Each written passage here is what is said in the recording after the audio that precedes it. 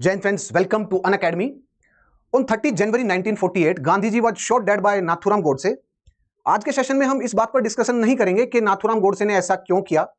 आज के सेशन में हम इस पर्टिकुलर क्वेश्चन के बारे में डिस्कस करेंगे कि अगर गांधी जी नेशनल स्ट्रगल में इंडिया की में नहीं होते तो हमारी जो नेशनल स्ट्रगल राष्ट्रीय आंदोलन का स्वरूप क्या होता, वो आगे कैसे बढ़ता और हमें आजादी कैसे मिलती तो वो किस प्रकार से मिलती, उसका स्वरूप क्या होता, वो किस कॉस्ट पर मिलती. सो इन सब मुद्दों के बारे में हम आज डिस्कस करेंगे. देखिए, आज के डिस्कशन स्टार्ट करने से पहले मैं आपको एक इंपॉर्टेंट बुक के बारे में बताता हूं जिसमें गांधी जी के कंट्रीब्यूशन के बारे में व्याख्या जो जिन्होंने करी है, जिन्होंने डिटेल एनालिसिस इस बारे में किया है, वो एक इंग्लिश स्कॉलर ही है और उनका नाम है Margaret brown, Judith Margaret brown. और उन्होंने 1972 में एक बुक लिखी थी जिनमें उन्होंने लिखा था the rise of the Mahatma Gandhi in the Indian politics. और उन्होंने विस्तार से महात्मा गांधी के रोल के बारे में बताया कि कैसे महात्मा गांधी की पॉलिसीज ने जितनी भी अंग्रेजों की पॉलिसी थी जो कि रेस्पॉन्सिबल थी इंडिया में रूल करने के लिए, उन सबको उन्होंने काउंटर किया. कैसे कैसे उन्होंने इस बात को समझा और इस बात को अंडरस्टैंड किया कि यार अंग्रेज जो हैं वो इन पॉलिसीज के कारण ही इंडियंस के ऊपर रूल कर रहे हैं, और उन पॉलिसीज को काउंटर किया फिर उनके बाद महात्मा गांधी ने. अब देखिए, सबसे पहले इस क्वेश्चन, और ये actual UPSC previous year question है and I must say how beautiful this question is. ये क्वेश्चन को आंसर आप तभी कर सकते हैं, इस क्वेश्चन की इन डेप्थ गहराई को आप तभी समझ सकते हैं जब आपने अच्छे से अगर इंडियन स्ट्रगल के बारे में पढ़ा हो, आपने गांधीयन मूवमेंट को अच्छे से पढ़ा हो, आपने प्री फेज जो गांधीयन स्ट्रगल थी, पोस्ट फेज गांधीयन स्ट्रगल थी, इंडियन जो मूवमेंट थी इंडियन नेशनल स्ट्रगल में, उन सबको अच्छे से पढ़ा है और उनका इन डेप्थ एनालिसिस किया है, फैक्ट का भी एनालिसिस किया है और प्रॉपर आपको कंसेप्चुअल अंडरस्टैंडिंग है चीजों की तभी. अब देखिए, now the question in front of you is how different and difficult would have been the achievements of the Indian independence without Mahatma Gandhi ji. अब इसका आंसर जानने से पहले let me take you to an important announcement. और वो announcement क्या है कि अगर आप यूपीएससी का इस बार का प्रीलिम्स दे रहे हैं तो अनअकैडमी आपके लिए प्रीलिम्स सक्सेस प्रोग्राम लेके आया है and that is prelims 2025 crash course, जिसको अगर आप ज्वाइन करते हैं तो आपको इस बार के प्रीलिम्स में काफी हेल्प मिलने वाली है. And this course is just for the 11,999 and if you qualify the prelims 2025, उसके बाद मेंस का कोर्स आपको अनअकैडमी की तरफ से बिल्कुल फ्री मिलेगा. And the few important characteristics of this course and features of this course are कि आपको ये वाले कोर्स में स्टैटिक कंटेंट मिलेगा प्रीलिम्स के लिए and that static content is will be integrated with the current affairs. So आपको current affairs और स्टैटिक की कवरेज एक ही जगह पे मिलेगी जो कि आपको प्रीलिम्स में इस बार का प्रीलिम्स क्लियर करने में आपको काफी हेल्प करेगा. And use the code SKY50 to get the additional discount.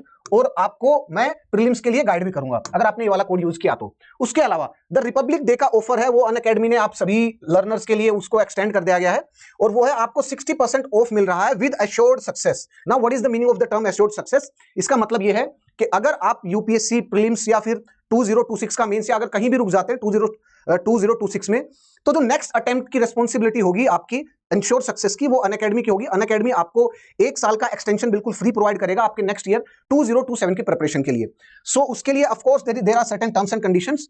आप वीडियो को पॉज करके ये सारी टर्म्स एंड कंडीशन पढ़ लीजिएगा, उसके बाद आप आगे चलते हैं. अगर आपने अनअकैडमी से सब्सक्रिप्शन लिया तो आप इन बैच को ज्वाइन कर सकते हैं, आरंभ बैच को, आप इग्नाइट बैच को ज्वाइन कर सकते हैं और आप शिखर बैच को ज्वाइन कर सकते हैं and use the code SKY50. You will get additional discount and mentorship from me. उसके बाद चलते हैं आगे. देखिए, now the first point that need to be discussed is that it would be very difficult to free the India without Gandhi ji. Now हम ये बात कैसे कह सकते हैं कि इंडिया को फ्री कराना ही बहुत डिफिकल्ट होता अगर गांधी जी उसमें फ्रीडम मूवमेंट में नहीं होते? ये हम श्योरिटी के साथ इसलिए बोल सकते हैं बिकॉज उससे पहले भी तो हमने स्ट्रगल करी थी ना. उससे पहले हमने कोशिश भी करी, एक प्रयास भी करा और उस प्रयास में हम असफल भी रहे. Why? You need to understand why of this. देखिए, 1857 की क्रांति में हम सबने पूरे ऑलमोस्ट नदर्न इंडिया ने पूरा प्रयास किया, अपना पूरी ताकत लगाई और अपना पूरा दम लगाया कि अंग्रेजों पर अटैक करते हैं और वॉयलेंट मेथड से इंडिया को आजाद कराते हैं और फ्रीडम अचीव करने की कोशिश करते हैं. But it was a failure. you need to understand first of all why. देखिए, वो that was a failure because के vision of free India was not there. 1857 की रिवोल्ट के बाद आप बताइए आप किस प्रकार का इंडिया बनाना चाहते थे? क्या आपके माइंड में ऐसा कोई विजन था? नहीं था. जितने भी जो उस टाइम पे क्रांतिकारी थे या जो पॉलिटिकल जो लीडर्स थे, they were fighting for their own cause. महारानी लक्ष्मीबाई के लिए जो उनका जो झांसी था वो एक उनके लिए एक अपना देश था. So the spirit of nationalism भी वहां पर नहीं था. और अगर लेट अस सपोज अंग्रेज वहां से चले जाते तो फ्री इंडिया का विजन भी उनके पास नहीं था. उनके पास यह भी विजन नहीं था कि what is the meaning of the term, कि आपको फ्रीडम तो मिलेगी, what is the meaning of the term freedom. Freedom का आपके लिए मतलब क्या होगा? जब आपके पास कोई विजन ही नहीं है तो आप एक मिशन पर चल ही नहीं सकते. इसीलिए उन गांधी जी से पहले जो हमारे पास आजादी का जो मतलब था वो हमारे पास कोई मतलब पता ही नहीं था आजादी का। आम जनता को पता ही नहीं था फ्रीडम क्या होता है, आम जनता को यह पता ही नहीं था कि स्वराज क्या होता है। सबसे पहला पॉइंट, और ये सबसे बड़ी चीज होती है किसी भी चीज में लिए। अगर आप आज किसी भी चीज की प्रिपरेशन कर रहे हैं या लेट अस सपोज कि आप कोई टारगेट की तरफ भाग रहे हैं, तो आपका एक विजन है जो कि आपको टारगेट की तरफ लेके जा रहा है। आपने पहले एक विजन क्रिएट किया कि यस मुझे वहां जाना है, तो अब आपके वो विजन पहले आपने अपने माइंड में बनाया और उसके बाद ही तो आप विजन के रास्ते पर चलना स्टार्ट किए ना। अगर आपके पास वो विजन नहीं होता तो आप कभी जर्नी अपनी स्टार्ट भी नहीं करते। तो that is the importance of the term vision, कि अगर कोई भी आपको टास्क स्टार्ट करना है तभी होगा जब उस टास्क को स्टार्ट करने के लिए आपको एंड पॉइंट का विजन पता हो। तो सबसे पहला पॉइंट क्या था कि he provided the vision of the free India by defining the meaning of the term swaraj. उन्होंने 90s 20s तक तो स्वराज की डेफिनेशन बता भी दी थी, समझा भी दी थी, और उन्होंने कॉम्प्रिहेंसिव डेफिनेशन दी थी स्वराज की। उन्होंने कहा कि स्वराज का मतलब जनाब ये नहीं होगा कि अंग्रेज चले गए और अंग्रेज के बाद दूसरे किसी राजा रजवाड़ा का या फिर और किसी की शासन आ गया और उसके बाद जो पब्लिक है, जो जनमानस है, उनके ऊपर अत्याचार हो, उनका एक्सप्लॉयटेशन हो, भले ही आर्थिक हो, भले ही सामाजिक हो, भले ही राजनीतिक हो, वो ऐसा नहीं होगा। तो उनके स्वराज की जो डेफिनेशन थी वो बड़ी ब्रॉड और कॉम्प्रिहेंसिव थी। इसीलिए उन्होंने स्वराज की डेफिनेशन देने के बाद उन्होंने इस स्वराज की डेफिनेशन को मटेरियलाइज करने के लिए उनका विलेज रिकंस्ट्रक्शन प्रोग्राम आया, जहां पर उन्होंने क्या ध्यान दिया कि यार हिंदू मुस्लिम यूनिटी होनी चाहिए, कि उन्होंने इंश्योर किया कि जो दलित हैं, जो लगभग 17-80% ऑफ द पॉपुलेशन है, 17 से 18% ऑफ द पॉपुलेशन है, वो आगे की तरफ बढ़े और इंडियन सोसाइटी उनको एक्सेप्ट करे और वो भी इंडियन सोसाइटी में इंटीग्रेट हो कंप्लीट, और इंडियन सोसाइटी में यूनिटी आए। उन्होंने जो प्रोहिबिशन है कि यार जो आप लोग इंडियन जो पॉपुलेशन है वो अगर दारू शराब का सेवन करती है तो उसको अवॉइड करा जाए। उन्होंने विमेंस के एम्पावरमेंट पर ध्यान दिया। सो आप समझ रहे हैं, he prepared the masses for the movement and for getting the success. और उन्होंने मासेस को इस हद तक तैयार किया कि जब वो फ्रीडम मिले तो मिलने के बाद उस फ्रीडम को वो एंजॉय कर सके और उस फ्रीडम को होल्ड कर सके। किसी भी ताकत को होल्ड करने के लिए भी स्ट्रेंथ होनी चाहिए किसी भी समाज या किसी भी देश में। सो उन्होंने फ्रीडम प्रोवाइड करने के लिए विजन प्रोवाइड किया सबसे पहला। दूसरा, उन्होंने आजादी को होल्ड करने के लिए लॉन्ग टर्म तक हमें कैपेबल बनाया। अब आप देख लीजिए एक बार के लिए, अपने पड़ोसी देश की तरफ देखिए, आप पाकिस्तान की तरफ देखिए, हमें और उनको एक ही टाइम पर आजादी मिली थी, लेकिन आपको यह जानकर के आश्चर्य होगा कि आज तक कोई भी ऐसा पीएम नहीं है जो कि 5 साल का अपना कार्यकाल पूरा कर पाया पाकिस्तान में। क्यों? क्योंकि उन्होंने सबसे पहले मासेस को प्रिपेयर ही नहीं किया आजादी के लिए, और उन्होंने जिस बुनियाद पर आजादी हासिल करी थी, एक सेपरेट नेशन बनाया था, वो था कम्युनल बेसिस। आपने नफरत के आधार पर एक देश बनाया था। तो नफरत के आधार पर जब लोगों के अंदर नफरत है तो उसके बाद वो छुरी अपने ऊपर ही चलेगी, क्योंकि ये दूधाली तलवार है। पहले आप दूसरे पे चलाएंगे, उसके बाद आपकी गर्दन कटेगी। और आज आप पाकिस्तान की कंडीशन देख लो, उसमें इंटरनल डिस्टर्बेंसेस कितने ज्यादा, उनमें आर्थिक संकट कितना ज्यादा, उनकी फॉरेन पॉलिसी भी इंडिपेंडेंट नहीं है। सो गांधी जी ने मासेस को प्रिपेयर किया। सबसे पहले उनको विजन प्रोवाइड किया, फिर उनको प्रिपेयर किया, और प्रिपेयर भी 2 चीजों में किया। सबसे पहले कि वो मास मूवमेंट लॉन्च कर सके, दूसरा आजादी मिलने के बाद उस आजादी की ताकत को होल्ड कर सके। सबसे पहला क्लियर बिल्कुल। उसके बाद उन्होंने फ्रीडम स्ट्रगल की क्या स्ट्रेटेजी होगी, जनाब हम अंग्रेजों से कैसे लड़ेंगे, हमारी स्ट्रेटेजी क्या होगी, इसके लिए भी लोगों को बिल्कुल जमीनी स्तर से तैयार करना स्टार्ट किया उन्होंने सबसे पहले क्या किया जनाब, नॉन वायलेंट मेथड से ही हमें इंडिपेंडेंस और आजादी मिल सकती है, अदरवाइज और कोई ऑप्शन है ही नहीं। बोला कैसे? बोला जनाब अगर अंग्रेजों को के ऊपर अगर वायलेंस का इस्तेमाल करे जो पब्लिक है तो अंग्रेज तो भाग जाएंगे। अरे 1-2 लाख ही तो हैं, सबको आप वायलेंट के मेथड के थ्रू उनको मार दीजिए, उसके बाद इंडिया आजाद हो गया। गांधी ने कहा नहीं, ऐसा नहीं है। क्यों? क्योंकि उनके पास पूरी एडमिनिस्ट्रेटिव मशीनरी, मिलिट्री और उनके पास पावर है, आर्म्स एम्यूनेशन है, और जो पूरी जो मिलिट्री और एडमिनिस्ट्रेटिव जो सत्ता है और राजनीतिक जो भी सत्ता है उनके कंट्रोल में है। और अगर हमारे मासेस ने वायलेंट मेथड इस्तेमाल करा तो गवर्नमेंट के पास इतनी सत्ता है और इतनी ताकत है कि वो हर जनमानस को क्रश कर सकती है। उनके पास इतनी बुलेट्स हैं, इसीलिए वायलेंस का यूज करना तो पॉसिबल है ही नहीं। लेकिन हम क्या यूज कर सकते हैं? हम मास मूवमेंट यूज कर सकते हैं, हम धरना प्रदर्शन कर सकते हैं, हम रोड पे बैठ सकते हैं कि जनाब हम आपको कुछ नहीं कह रहे, हम अपनी डिमांड को प्रेजेंट कर रहे हैं, आपका मन करे तो एक्सेप्ट करिए, आपका मन ना करे तो मत करिए एक्सेप्ट, कोई बात नहीं। लेकिन हम तो अपने धरना प्रदर्शन से हमारी डिमांड अगर आप नहीं मानते हैं तो हम अपनी ही जान दे देंगे।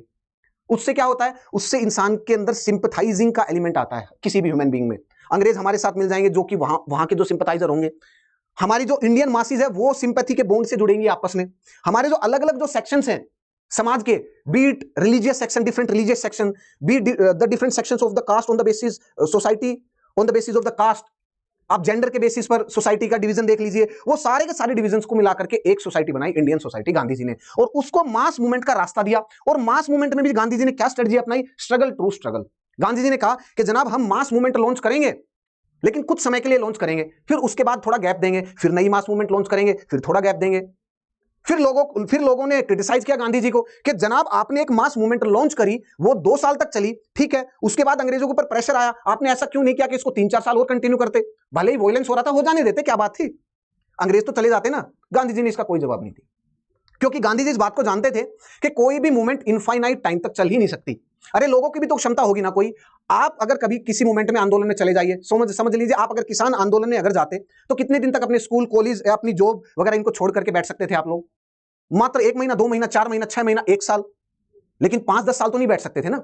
सो गांधी जी ने 2 साल के बाद उनकी सबसे जो पहली मूवमेंट थी, non cooperation movement India level पे, उनको क्या किया, उनको 2 साल बाद वापस ले लिया, जब जैसी वो वायलेंस स्टार्ट हुआ उस मूवमेंट में। लोगों ने गांधी जी को बहुत क्रिटिसाइज किया, इनफैक्ट कुछ लीडर्स भी थे जिन्होंने गांधी जी को क्रिटिसाइज किया, पर गांधी जी ने कोई रिएक्शन नहीं दिया, क्योंकि गांधी जी जानते थे यही रास्ता सही है बिल्कुल। और गांधी जी ने उसके बाद फिर से एक मास मूवमेंट लॉन्च करी 1930s के बाद, सिविल डिसोबीडियंस मूवमेंट, और उस सिविल डिसोबीडियंस मूवमेंट में फिर लोगों को इंटीग्रेट किया, और उसका जो जनमानस था, मास बेस, उसको इंक्रीज किया, उसमें विमेंस को ऐड कर दिया, उसमें पीजेंट्स को ऐड कर दिया, उसमें स्टूडेंट्स को ऐड कर दिया, उसमें गवर्नमेंट सर्वेंट्स को ऐड कर दिया, उसमें इंडिया के जो अलग अलग पार्ट थे, नॉर्थ ईस्ट तक के पार्ट को ऐड कर दिया। सो गांधी जी ने ज्योग्राफिकल स्पेस भी बढ़ाया मास मूवमेंट का, प्लस कौन कौन से सेक्शंस होंगे सोसाइटी के, अलग अलग सेक्शंस, उनको भी इंटीग्रेट किया गांधी जी ने। सो ये सबसे पहली गांधी जी की वो थी सक्सेस। अब देखिए दूसरा पॉइंट, अगर गांधी जी हमारे जो स्ट्रगल मूवमेंट है उसमें नहीं होते तो क्या होता? Freeing India would have been fragmented without Gandhi ji. जो फ्री इंडिया है that would have fragmented without the Gandhi ji. अब हम ये कैसे बोल सकते हैं? ये हम ऐसे बोल सकते हैं बिकॉज हमारी सोसाइटी के आप कंपोजिशन को देखिएगा, वहां पर डिविजिव फोर्सेस कितने ज्यादा हैं अगर वैसे देखा जाए तो। लेकिन हम इसको क्या मानते हैं कि एक पॉट है और उसमें अलग अलग फ्लावर्स हैं, तो diversity it is very beautiful for the society, but उस डाइवर्सिटी को संभाला तभी जा सकता है जब उसमें इंटीग्रेटिव फोर्सेस हो, है ना। अगर उसमें डिवाइसिव फोर्स को अगर प्लांट कर दिया ना, तब साथ नहीं रह सकते। So it is acting as a divisive force earlier, जब अंग्रेज उसके अंदर ऐसा पौधा प्लांट कर रहे थे जो कि इंडियन सोसाइटी को डिवाइड करे। और वो कैसे थे? अब देखिए गांधी जी ने क्या किया। गांधी जी ने कांग्रेस का नेतृत्व किया आने के बाद, और कांग्रेस का नेतृत्व करने के बाद गांधी जी ने कांग्रेस को इंक्लूसिव बना दिया। बोला किन किन को कांग्रेस में आना है, आइए। बोला आपको आना है, आप भी आइए। आप कौन है? बोला सोशलिस्ट है, समाजवादी। बोला आइए आप भी। बोला आप कौन है जनाब? बोला हम है प्रो चेंजर। बोला आइए आप भी। बोला आप कौन है? हम नो चेंजर हैं। बोला आप भी आ जाइए कांग्रेस में। बोला आप कौन है? जी हम जमींदार हैं। बोला आप भी आइए कांग्रेस में। सो गांधी जी ने क्या किया? गांधी जी ने जो कांग्रेस थी उसकी सदस्यता सबके लिए ओपन करके उसको इंक्लूसिव बना दिया। लेकिन आप उससे पहले देखिएगा, कांग्रेस में आप सूरत स्प्लिट वो जो सेटबैक फॉर इंडिया और इंडियन नेशनल मूवमेंट उस टाइम पे सेटबैक था। मॉडरेट्स और एक्सट्रीमिस्ट दोनों की अलग अलग विचारधाराएं थी, और ये दो विचारधारा ने ही कांग्रेस को स्प्लिट कर दिया। सिर्फ दो ही विचारधारा थी उस टाइम पे डोमिनेंट, और इन दोनों ने ही कांग्रेस को अलग अलग विभाजित कर दिया। इतना डिफिकल्ट था होल्ड करके रखना सिर्फ दो विचारधाराओं को। अगर आप सूरत स्प्लिट के सेशन को अगर देखेंगे, पढ़ेंगे, तो आपको यह मिल जाएगा कि कुछ समय बाद तो सूरत सेशन में जो मॉडरेट्स और एक्सट्रीमिस्ट थे वो एक दूसरे को लिटरली धक्का मारना स्टार्ट कर दिया था। उन्होंने सामान उठा उठा करके एक दूसरे पर फेंकना स्टार्ट कर दिया था। लेकिन गांधी के दौर में, गांधी जी के दौर में उन्होंने क्या किया? उन्होंने समाजवादी को, प्रो चेंजर, नो चेंजर, जमींदार, पीजेंट्स, बीट कम्युनिस्ट, सोशलिस्ट, उन कैपिटलिस्ट सबको ऐड कर लिया एक ही कांग्रेस में, एक ही छत के अंदर सबको ऐड कर लिया। यह थी महात्मा गांधी की ग्रेटनेस और उनके पॉलिसीज और उनके विजन के कारण। उन्होंने दलित को भी ऐड कर दिया। अब देखिए, अगर महात्मा गांधी पूना पैक्ट पे साइन नहीं कराते और अंबेडकर को, हमारे भीमराव अंबेडकर जी को अगर नहीं मनाते उसके लिए कि जनाब अगर आप दलित के लिए जो सेपरेट इलेक्टोरेट ऐसे लेके आएंगे तो हिंदू सोसाइटी भी डिवाइड हो जाएगी कंप्लीट, और इंडिया में एक और कंट्री, सेपरेट कंट्री बन सकता है दलितों के लिए, क्योंकि वो डिमांड कर सकते हैं, because it will act as a divisive force in the long term, दीर्घकाल में। सो इसीलिए गांधी जी के पास ये विजन था, दूरदृष्टि का और लॉन्ग टर्म तक विजन देखने का। I hope everything is clear यहां तक। चलिए उसके बाद जो freedom movement could have been violent without Gandhi ji. अब ये बड़ा महत्वपूर्ण पॉइंट है। हमने कहा कि गांधी जी के बिना फ्रीडम मूवमेंट वायलेंट हो जाती। अरे वायलेंट होगी तो क्या हो गया? हमें वो इस स्ट्रगल से फ्रीडम तो मिल जाती ना, भले ही वायलेंट, तो हमें क्या मतलब, हमें तो उससे फ्रीडम से मतलब है। लेकिन फ्रीडम किस जरिए से मिलती है, वो रास्ता भी बड़ा ही महत्वपूर्ण है। इसलिए गांधी जी हमेशा मीन्स और एंड की डिबेट में हमेशा बोलते थे कि मीन्स साफ होना चाहिए, रास्ता साफ होना चाहिए, वही रास्ता चूज करना है जो स्वच्छ व साफ हो। ऐसा कोई भी शॉर्टकट, ऐसा कोई भी गंदा रास्ता अपनाना है ही नहीं। भले ही उससे मान लीजिए फ्रीडम मिल जाए, लेकिन वो लॉन्ग टर्म में हमारे समाज के लिए खतरा पैदा करे, ऐसा कोई भी रास्ता हमें नहीं अपनाना है। अब देखिए, इस बात को गांधी जी अच्छे तरीके से जानते थे, क्या? That the violence in a diverse country like India once started it would never stop. Gandhi ji को यह बात पता थी कि अगर वायलेंस एक ऐसे डाइवर्स कंट्री में, विविध, जिसमें इतनी अनेक विविधता हो, अलग अलग कास्ट है, अलग अलग वायलेंस है, वो अलग अलग कास्ट है, अलग अलग रिलीजन है, सो ऐसे डाइवर्स कंट्री में अगर एक बार के लिए वॉयलेंस का पौधा अगर उसमें प्लांट कर दिया गया तो वो पेड़ जरूर बनेगा। सो इसीलिए गांधी इस बात को अच्छे से और गहराई से समझते थे कि इसमें वॉयलेंस होना ही नहीं चाहिए, इसमें सहिष्णुता की शक्ति जरूर होनी चाहिए, अदरवाइज इंडिया की जो फ्रीडम है उसको इंडिया संजोए नहीं रखेगा लॉन्ग टर्म तक। उसके अलावा गांधी जी इस बात को भी समझते थे that for every solution to any problem, अगर वॉयलेंट मीन्स के थ्रू हमें फ्रीडम मिलती है तो क्या लोगों का माइंडसेट क्या हो जाएगा, that for every solution to any problem people would follow the violent mean, क्योंकि लोगों को एक रास्ता मिल गया है कि जनाब अगर कोई भी बात आपको मनवानी है तो आपको क्या करना पड़ेगा, वॉयलेंस, एक दूसरे की गर्दन काटनी पड़ेगी। लेट अस सपोज इंडिया को वॉयलेंट मेथड के थ्रू आजादी मिल भी जाती तो सबसे पहला आंदोलन किस चीज के लिए हुआ था, स्टेट रीऑर्गेनाइजेशन के लिए, जिसके में उसके बाद आंध्र प्रदेश का निर्माण हुआ। तो मेरे को ये आप ये बताइए आंध्र प्रदेश के निर्माण में क्या पीसफुल डिमांड होती, क्या नहीं, वो भी उसमें भी वॉयलेंस होता। क्या राज्यों का पुनर्गठन और state reorganisation on the basis of language और लैंग्वेज की डिमांड कि नहीं कोई भी राष्ट्रभाषा हिंदी राष्ट्रभाषा नहीं होनी चाहिए, उसका आंदोलन क्या वॉयलेंट नहीं होता, क्या होता, बिल्कुल, लेकिन ये तो नॉर्मल था, पीसफुल था। क्या मंडल कमीशन के टाइम का जो मास मूवमेंट थी और उससे पहले जो मूवमेंट थी, क्या वो वॉयलेंट मूवमेंट नहीं होती, क्या वो भी वॉयलेंस होता उसमें भी। क्या इंडिया अगेंस्ट करप्शन की मूवमेंट 2011 में वॉयलेंस नहीं होता उसमें भी वॉयलेंस होता। सो लोगों को एक वॉयलेंस का जरिया मिल जाता कि यार जनाब अगर कोई भी डिमांड आपको फुलफिल करानी है गवर्नमेंट से या फिर सोसाइटी के दूसरे सेक्शन से तो वॉयलेंस करिए, आपकी डिमांड फुलफिल हो जाएगी। ऐसा समाज कभी सर्वाइव कर ही नहीं सकता लॉन्ग टर्म में, उस समाज में स्टेबिलिटी हो ही नहीं सकती। सो ये सब गांधी जी के हमारे लिए कंट्रीब्यूशन थे उनकी लाइफ के लिए। एंड इनफैक्ट जितने भी इंडियंस हैं उन सबको गांधी जी को सैल्यूट करना चाहिए, बिकॉज उनका ही लॉन्ग टर्म विजन था। जैसा कि जुडिथ ब्राउन ने अपनी बुक में लिखा है ना, the rise of the Mahatma Gandhi in the Indian politics, वो उन्होंने उनका मूल्यांकन बिल्कुल सटीक तरीके से और बिल्कुल सही किया है कि ये गांधी जी की पॉलिसीज ही थी जिन्होंने अंग्रेजों की सारी पॉलिसी को काउंटर किया जो कि इंडिया में रेस्पॉन्सिबल थी अंग्रेजों को रूल के लिए। आई होप आपको ये सेशन पसंद आया होगा और आप मेरी बात से सहमत होंगे गांधी जी के लिए। और अगर आप सहमत है तो please give thumbs up in the comment section. Till then मिलते हैं अपने नेक्स्ट सेशन में। जय हिंद फ्रेंड्स।